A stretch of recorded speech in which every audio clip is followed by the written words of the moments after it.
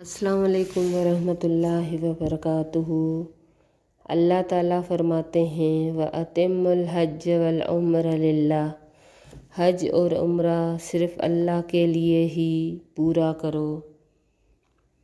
جس طرح ہم عبادت کرتے ہیں تو اللہ کی رضا کے لیے، اللہ کا قرب حاصل کرنے کے لیے کرتے ہیں۔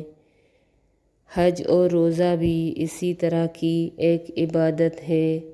حج اسلام کا بنیادی رکن ہے جو صاحب استطاعت پر فرض ہے، اور عمرہ اس کا بہت بڑا اجر ہے۔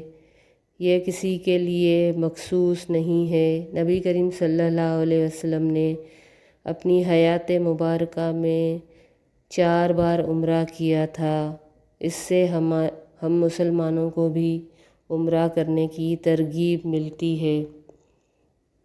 رمضان کی بات کریں تو رمضان میں عمرے کی بہت بڑی فضیلت ہے۔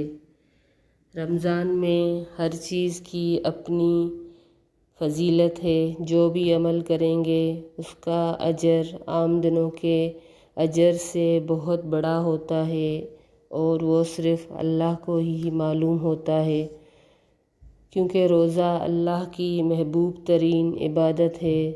اور جب روزہ رکھ کے انسان عمرہ کرتا ہے تو اللہ پاک کو وہ بہت پسند آتا ہے۔ جس کی استطاعت ہو تو وہ ضرور رمضان میں عمرہ کرے۔ نبی کریم صلی اللہ علیہ وسلم فرماتے ہیں رمضان میں عمرہ کرنا حج ادا کرنے کے برابر ہے، یا میرے ساتھ حج کرنے کے برابر ہے۔ مگر اس کا یہ مطلب نہیں ہوگا کہ جو رمضان میں عمرہ کر لے تو اب وہ سمجھ لے کہ اس نے حج کا فرض ادا کر لیا، یعنی جو صاحب استطاعت ہے اس پر حج کی فرضیت باقی رہے گی، یعنی وہ حج بعد میں کرے گا۔ یہ صرف رمضان میں اس کا اجر ہے، جو کہ ہر عمل کا رمضان میں بہت زیادہ اور بہترین اجر ہے۔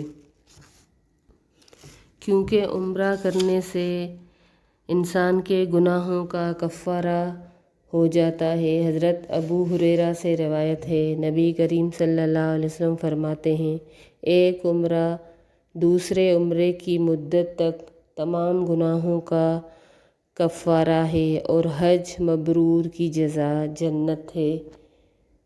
یعنی کہ اگر حج جو مقبول ہو گیا، وہ حج جس میں ہم نے اللہ کے ہر رکن کو اہتمام سے ادا کیا اور وہ اللہ کے پاس مقبول ہو گیا، تو اس کی جزا جنت ہے، اور ایک عمرے سے لے کر دوسرے عمرے تک کیے گئے چھوٹے گناہوں کا کفارہ ہے۔ جس طرح ایک جمعے سے دوسرے جمعے تک نماز پڑھنا اور جمعہ ادا کرنا گناہوں کا کفارہ بن جاتا ہے، ایک نماز سے دوسری نماز ان کے بیچ میں کیے گئے گناہوں کا کفارہ بن جاتی ہے، تو اس طرح عمرہ بھی گناہوں کے کفارے کا سبب بن جاتا ہے۔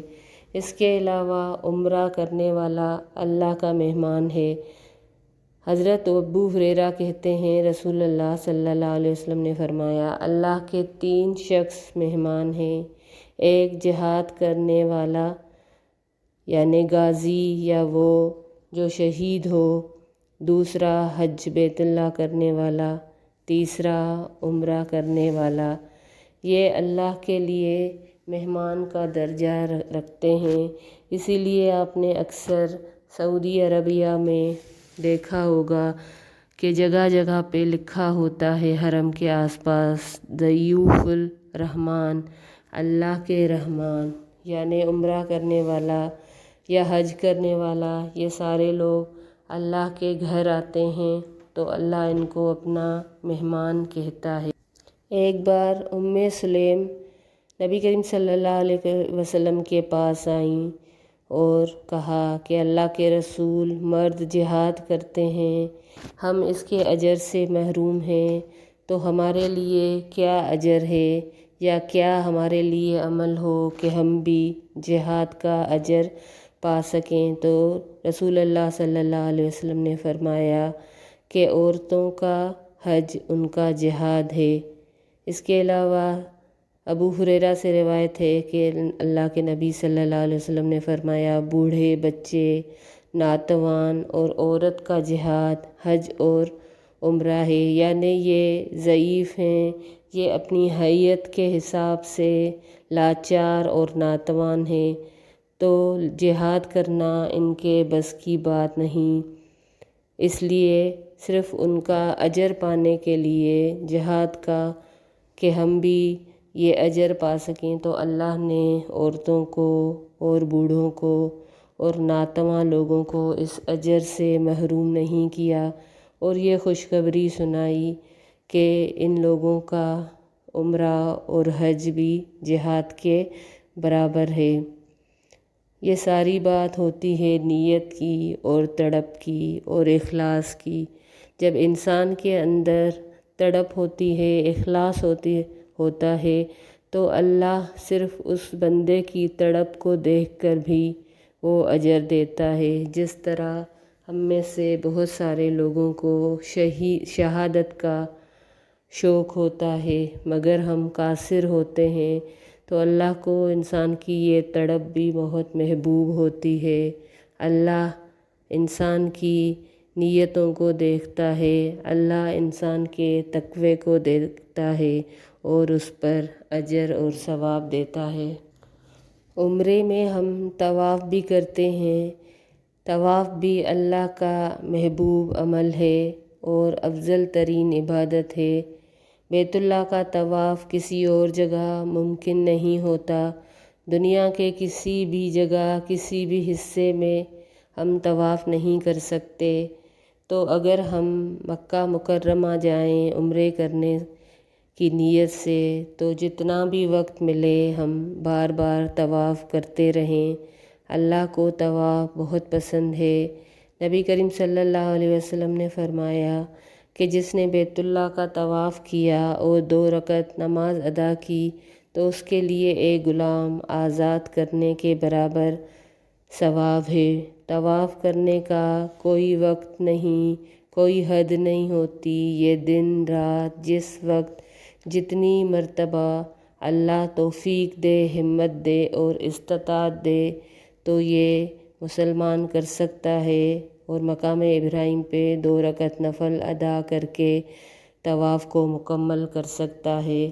لیکن ہم میں سے جو بھی عمرہ کرنے جاتا ہے یا طواف کے دوران حجر اسود کو بوسہ دینا ہوتا ہے، جو کہ صرف ایک سنت ہے اور یہ رش کی وجہ سے ممکن نہیں ہوتا، لہٰذا دور سے سلام کرنا، جس کو استلام بھی کہتے ہیں، تو انسان صرف ہاتھ کے اشارے سے کر لے۔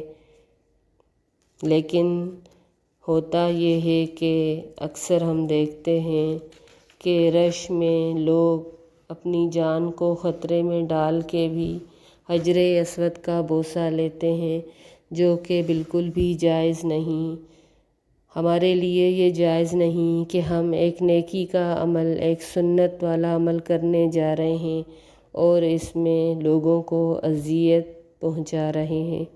لوگوں کو اذیت سے بچانا سب سے پہلے مسلمان کا فرض ہے۔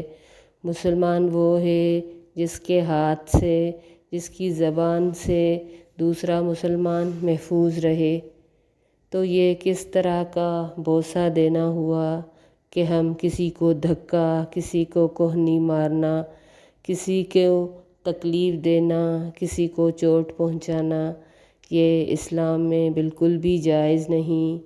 اللہ کو ہماری نیت کا پتہ ہے، اگر ہم یہ بوسہ نہ دے سکے تو بھی ہمارا عمرہ قبول ہو جائے گا، تو بھی ہمارا طواف قبول ہو جائے گا۔ تو آپ سب سے التجا ہے کہ جب بھی رمضان یا غیر رمضان میں عمرہ کریں تو اس طرح کی کوئی چیز نہ ہو جس سے ہم بجائے ثواب کے، بجائے اجر کے، بجائے نیکی کے گناہ کر بیٹھیں، اور وہ عمل ہمارا اللہ کے پاس اس طرح سے لکھا جائے کہ پھر اللہ قیامت میں فمن یعمل مثقال ذرۃ خیرا یرہ ومن یعمل مثقال ذرۃ شرا یرہ۔ تو وہ عمل ہمارا خیر کے بدلے شر میں تبدیل ہو جائے۔ اللہ سے دعا کرتے ہیں کہ اللہ ہمارے عمرے، ہماری عبادتیں، ہمارے قیام، ہمارے روزے سب اپنی بارگاہ میں قبول فرمائے، ہمیں تقویٰ کی دولت سے مالا مال کرے اور اس رمضان کو ہماری زندگی بدلنے کا سبب بنا دے اور بار بار رمضان آتے رہیں تاکہ ہم اللہ کی عبادت کرتے رہیں، اپنی گردنوں کو جہنم سے آزاد کراتے رہیں۔ نبی کریم صلی اللہ علیہ وسلم کے زمانے میں 2 صحابہ بیک وقت ایک صحابی کو مرنے کے بعد خواب میں آئے۔ ایک صحابی شہید ہوا تھا جبکہ دوسرا صحابی 1 سال کے بعد وفات پا گیا تھا۔ تو خواب میں صحابی نے دیکھا کہ دوسرا جو 1 سال کے بعد فوت ہوا وہ پہلے جنت میں جا رہا ہے۔